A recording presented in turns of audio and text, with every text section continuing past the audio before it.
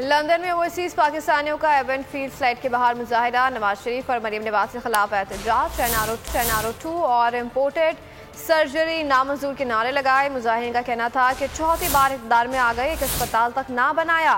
नौजवान सड़कों पर इनके खिलाफ निकल आए हैं, ये लोग हमें नहीं खरीद सकते।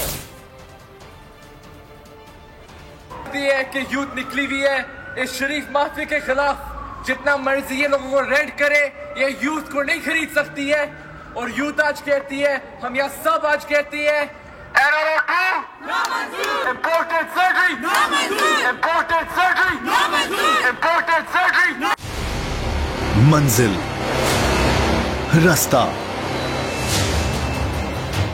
जज्बा, भयानक सच्चाई से हटाए पर्दे और तोड़ डाली झूठ की बेड़ियां। सलाखों से डरना कैसा जब चट्टानों ने पाला हो। इमरान खान बोल के साथ जुम्मे से इतवार रात 10 बजे सिर्फ बोल न्यूज पर। सबसे ज्यादा व्यूज, सबसे ज्यादा रील्स और सबसे ज्यादा रेटिंग के साथ बोल अब भी नंबर 1 पोजीशन पर बरकरार। अगर आपको हमारी ये वीडियो पसंद आई है तो लाइक पर क्लिक कीजिए, सब्सक्राइब करें और बेल दबाएं ताकि कोई खबर रह न जाए।